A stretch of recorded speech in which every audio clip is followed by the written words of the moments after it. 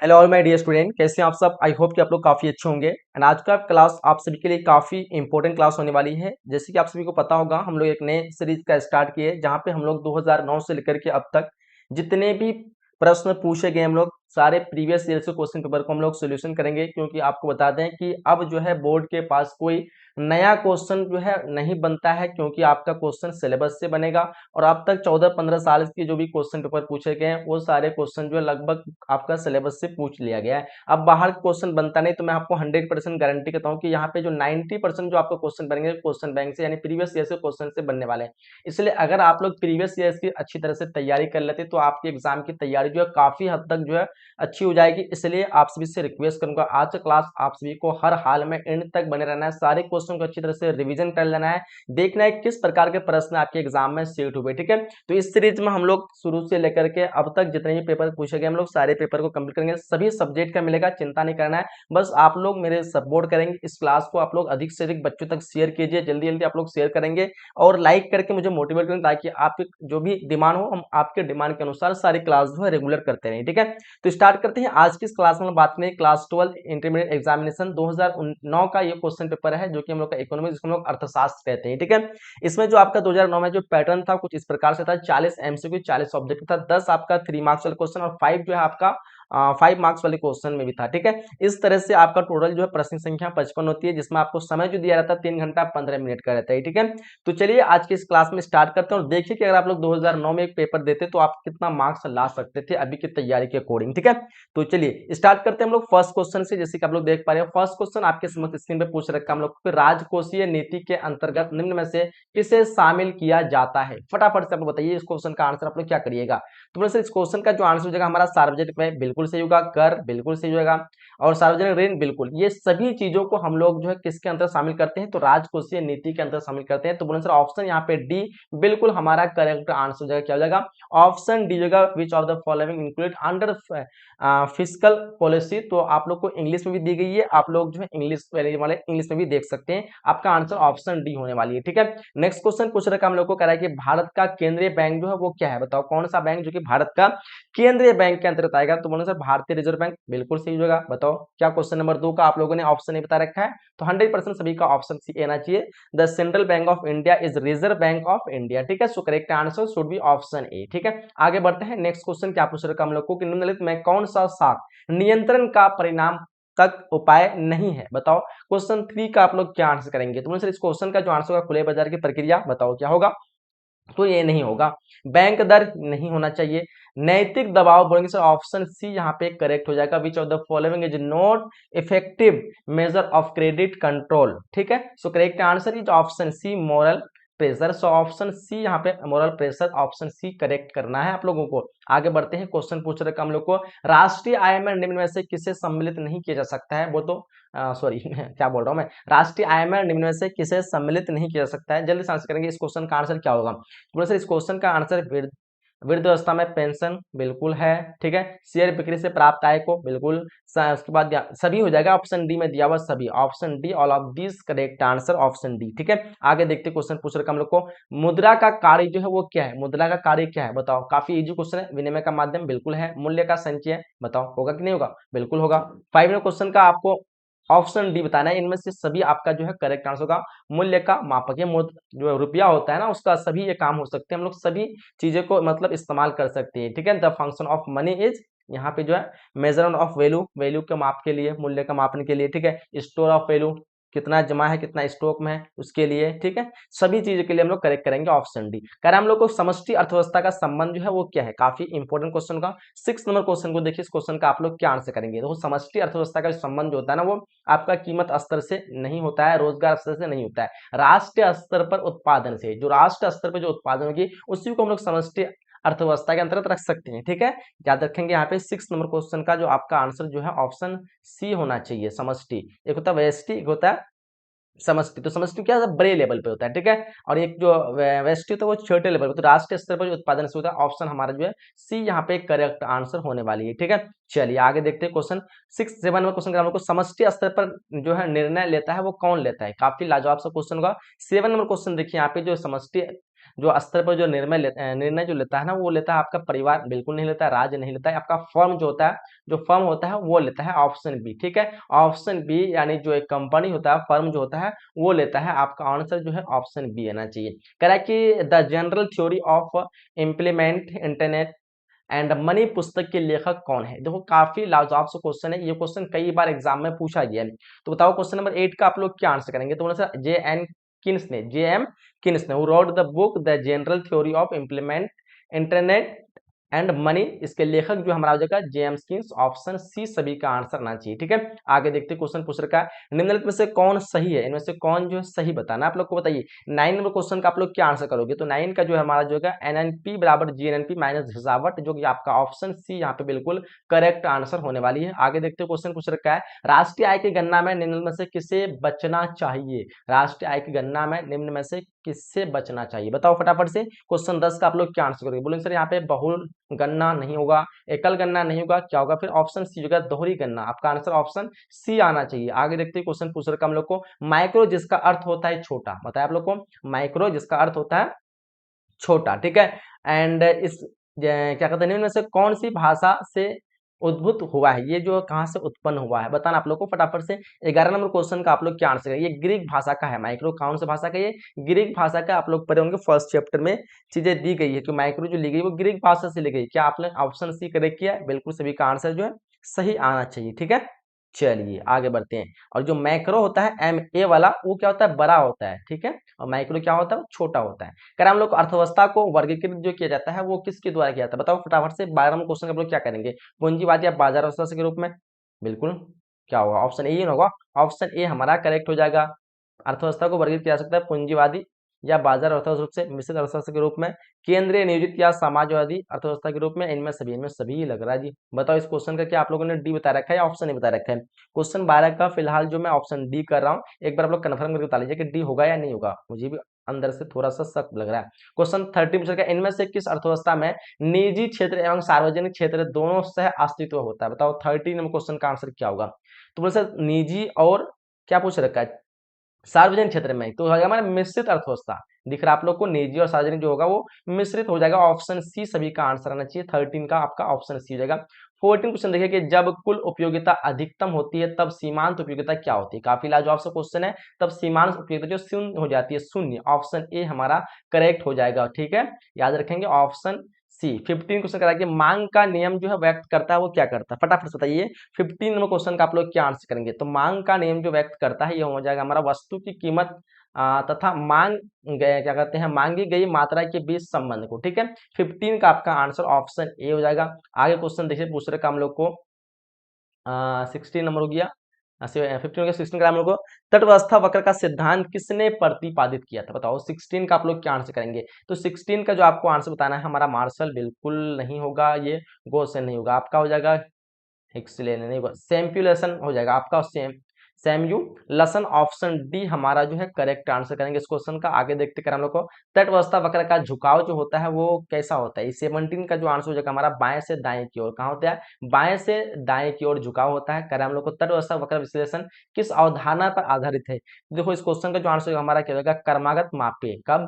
कर्मागत मापे यानी आपका बराबर जो होना चाहिए, कर्मागत यानी धीरे धीरे बड़ा होना चाहिए, जैसे 1 2 3 4 ये जो कर्मागत है। ठीक है, अगर बोलेंगे 1 2 फिर 1 फिर 5 फिर 2, ये सब जो है कर्मागत नहीं, यानी धीरे धीरे बढ़ना है फिर धीरे धीरे घटना, वही इसको कर्मागत कहते हैं। ठीक है, चलिए आगे देखते हैं। क्वेश्चन पूछ रखा हम लोग को कि उत्पादन के निम्न में से कौन से साधन है? बताओ 19 नंबर क्वेश्चन का क्या आंसर होगा? तो 19 का जो आंसर हो जाएगा हमारा ये हो जाएगा भूमि, बिल्कुल उत्पादन के साधन है। भूमि में कहाँ से उत्पादन होगा? व्यवस्था बिल्कुल है, श्रम पूंजी बिल्कुल है, बोले इनमें सभी आपका आंसर जो डी करेक्ट हो जाएगा। ठीक है, आगे क्वेश्चन करके सीमांत उत्पादन को व्यक्त किया जाता है वो किसके द्वारा? बताओ 20 नंबर क्वेश्चन फटाफट से आप लोग आंसर कीजिए। इस क्वेश्चन का आंसर आप लोग क्या करोगे? बोलो सर इस क्वेश्चन का जो आंसर हो जाएगा ना वो क्या हो जाएगा हमारा? हो जाएगा यहाँ पे एमपी, ऑप्शन बी हो जाएगा यहाँ पे। ठीक है, तो यहाँ पे जो आप लोग को आंसर आना है एमपी टीपी बाई एल के रूप में भी, एल के रूप में भी। ठीक है, क्या बोलते हो आप लोग? ऑप्शन बी ना होगा।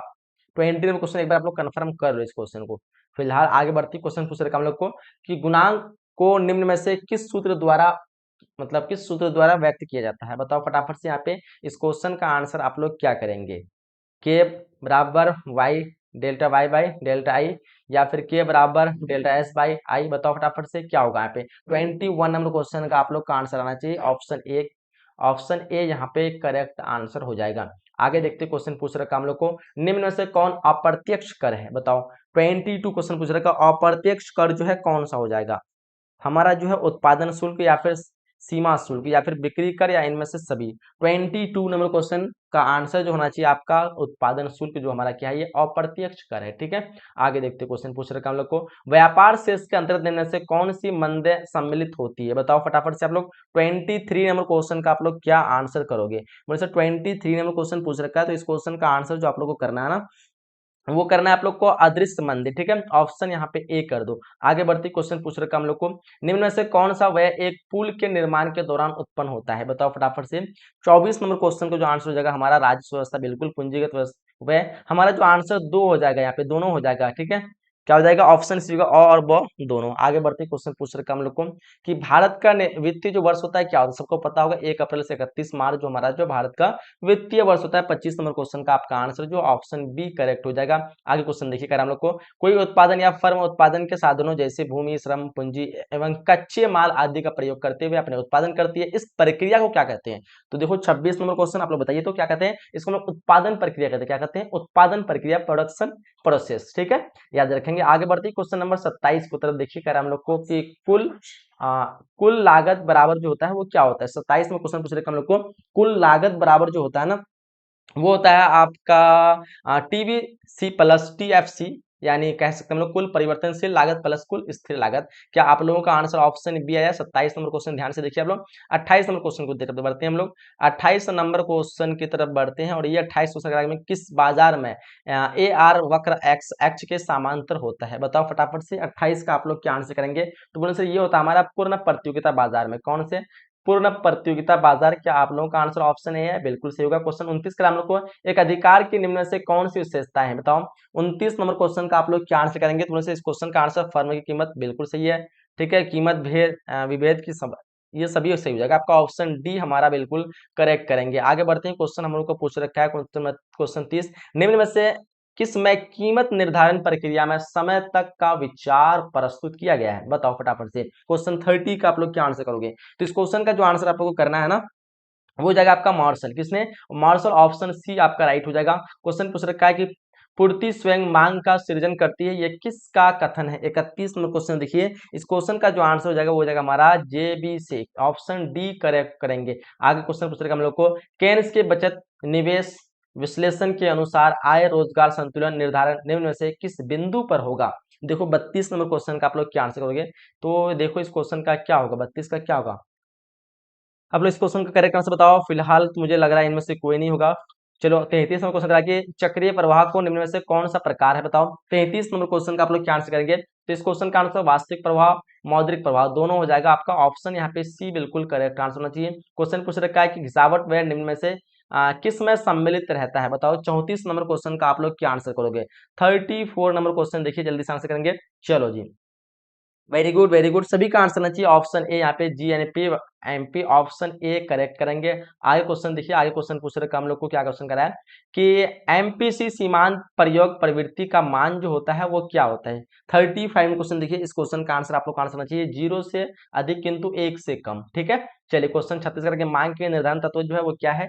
बताओ 36 नंबर क्वेश्चन का आप लोग क्या आंसर करोगे। तो इस क्वेश्चन का जो आंसर हो जाना चाहिए आपका ऑप्शन यहाँ पे डी होगा। इनमें से सभी जगह आय स्तर, वस्तु की कीमत, संबंधित वस्तु की कीमत, ऑप्शन आपका डी यहाँ पे बिल्कुल करेक्ट होने वाली है। आगे बढ़ते क्वेश्चन पूछ रखा, मांग की लोच को मापने का सूत्र निम्न में से कौन सा है। 37 नंबर क्वेश्चन का जो आंसर हो जाएगा वो हो जाएगा हमारा ऑप्शन सी, मांग की परिवर्तन बटे कीमत में परिवर्तन। ऑप्शन सी इस क्वेश्चन का करेक्ट हो जाएगी। आगे क्वेश्चन पूछ रखा हम लोग को कि पूर्ति के लिए पूर्ति के नियम को निम्न में से कौन सा फलन प्रदर्शित करता है। बताओ 38 का आंसर क्या करोगे।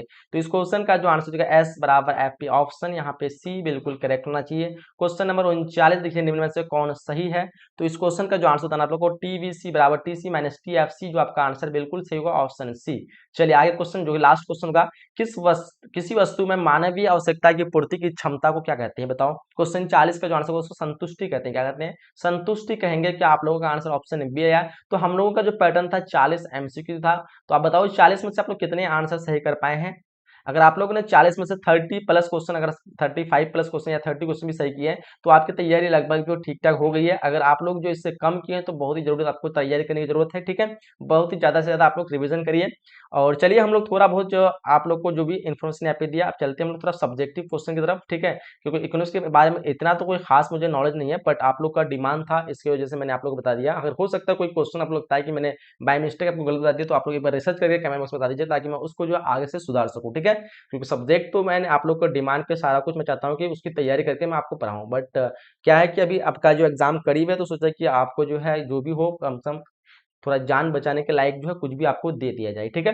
फिलहाल चलते हैं हम लोग सब्जेक्ट की तरफ, देखते हैं कि आपका सब्जेक्ट कौन कौन से क्वेश्चन जो है आपके पूछा गया था। और ये सारे सब्जेक्ट को आपको होमवर्क दे रहा हूँ, आपको पूरी ईमानदारी के साथ इसको होमवर्क के रूप में आपको खुद से रिसर्च करके आपको बनाना है। इससे आपकी नॉलेज इंक्रीज होगी और आपकी सोचने की क्षमता, और साथ ही साथ जो है आपके दिमाग में जो भी क्वेश्चन अगर आप रिसर्च करते हैं वो दिमाग में फिट हो जाता है, कि आपको कोई भी क्वेश्चन जब पूछाएगा आपको सिमिलर मिलेगा तो आपको याद आएगा, यार ये तो क्वेश्चन मैं रिसर्च कर रहा था, मुझे मिल नहीं रहा था, यहाँ से मुझे खोज के इसका आंसर मिला। तो इससे आपको उस टाइम पे जो है दिमाग में, माइंड में जो याद आने लग जाएगा। तो इसलिए आप लोग खुद से रिसर्च करके खुद से सारी चीज़ को बनाइएगा ना, तो काफ़ी आपके लिए हेल्पफुल होगा। इसलिए मैं यहाँ पे इसका आंसर नहीं दूंगा, आंसर तो कॉपी पेस्ट होगा, आप लोग यहाँ से लेंगे, रटेंगे, फिर कोई याद नहीं होगा। इसलिए आप लोग रिसर्च जरूर करेंगे। फर्स्ट क्वेश्चन है कि पूर्ण प्रतियोगिता एवं एक अधिकार प्रतियोगिता में अंतर बताएं। फिर पूछ रहा है उत्पादन आय और व्यय के चक्रीय प्रभाव से आप क्या समझते हैं। मौद्रिक प्रवाह का वास्तविक प्रभाव का मौद्रिक प्रवाह और वास्तविक प्रभाव को परिभाषित करिए। इस क्वेश्चन को आप लोग अच्छी तरह स्क्रीनशॉट ले लीजिए, या फिर याद कर लीजिए, या फिर आपको इसको नोट कर लीजिए, जो भी करना है आप लोग समझ के चलिए। हम सीधा सीधा आप लोग क्वेश्चन बताते चलता हूँ। कर हम लोग को उत्पादन इकाइयों के प्राथमिक, द्वितीयक तथा तृतीय क्षेत्रों में वर्गीकरण आधार की संक्षिप्त लिखिए। प्रत्यक्ष कर की 3 विशेषताओं का वर्णन करें। प्रत्यक्ष तथा अप्रत्यक्ष कर में 3 अंतर। काफी वीवीआई क्वेश्चन हो गए, दोनों क्वेश्चन आप लोग अच्छी तरह से याद कर लेना है। कर हम लोग को कह रहा है कि सरकारी बजट की मुख्य विशेषताएं को बताएं, ये भी क्वेश्चन काफी वीवीआई होगा। व्यष्टि और समष्टि अर्थ क्या है, अंतर अंतर बताएं, किन्हीं 3 का अंतर का उल्लेख करें, ये भी क्वेश्चन काफी वीवीआई होगा। मांग की कीमत लोच मापने की कुल व्यय विधि को समझाएं। मांग की कीमत लोच पर प्रभाव डालने वाले कोई 3 कारण बताएं, ये भी क्वेश्चन जो काफी वीवीआई है। अच्छी तरह से सारे क्वेश्चन को आप लोग को याद कर लेना है। साधन के प्रतिफल तथा पैमाने के प्रतिफल में अंतर बताएं। स्थिर तथा परिवर्ती लागतों के भेद करें। निम्न आंकड़ों में बाजार कीमत पर सकल घरेलू उत्पादन का आकलन करें, ठीक है। चलिए ये हो गया, आगे देखिए। प्राथमिक क्षेत्र में उत्पादन का मूल्य इतना इतना, ये सारा चीज का आपको आकलन करना है। कुछ इस प्रकार से उस टाइम पे क्वेश्चन पूछे गए थे। आगे क्वेश्चन पूछ रखा आप लोग को, ये तो इंग्लिश में हो गया, ठीक है। एंड आगे क्वेश्चन है हम लोग को ये 1 से 5 तक, जो कि आपको 6 मार्क्स दिए जाएंगे, ठीक है। व्यवसायिक बैंक की परिभाषा दीजिए, इसमें से प्रमुख कार्यों का उल्लेख करें। उसके बाद व्यापार संतुलन एवं भुगतान संतुलन की अवधारणा को स्पष्ट करते हुए अंतर स्पष्ट कीजिए। स्थिर विनिमय दर के गुणों एवं दोषों को बताएं, ठीक है। चलिए आगे देखते हैं। क्वेश्चन क्या है, हम लोग को निम्न प्रश्न के उत्तर दें। जब वस्तु की कीमत 80% गिरावट आती है, तब मांग की मात्रा 100% की वृद्धि होती है, तो मांग की कीमत में लोच ज्ञात कीजिए, ठीक है। इस तरह के कुछ क्वेश्चन आपको पूछे गए हैं, उसको आप लोग बताना है। सारे को आप लोग का स्क्रीनशॉट ले लीजिए, ठीक है। एक एक करके मैं सारे आपको क्वेश्चन दिखा दे रहा हूँ, ठीक है। चलिए ये तो हम लोग का पूरा फाइनल हो गया। तो यहीं तक कुछ जो आपके लॉन्ग क्वेश्चन थे, आप लोग को अच्छी तरह से सारे क्वेश्चन को रिसर्च करना है। बिल्कुल सारे क्वेश्चन आपके लिए इंपॉर्टेंट होगा, ठीक है। तो क्लास को यहीं तक एंड करते हैं। आप लोग अगर मांग रहा, आप लोग अधिक से अधिक इस क्लास को शेयर करते हैं, वीडियोस को लाइक करते हैं। जल्दी हम लोग पूरे सीरीज क्वेश्चन बैंक का सीरीज जो है, सारे प्रीवियस ईयर क्वेश्चन हम लोग जल्दी ही जो है एंड कर देने वाले हैं, ठीक है। तो आप लोग अधिक से अधिक इस क्लास को शेयर करें। मिलते हैं हम लोग अगले नेक्स्ट क्लास में, ठीक है। जब तक के लिए जय हिंद, जय Bharat and thanks for watching.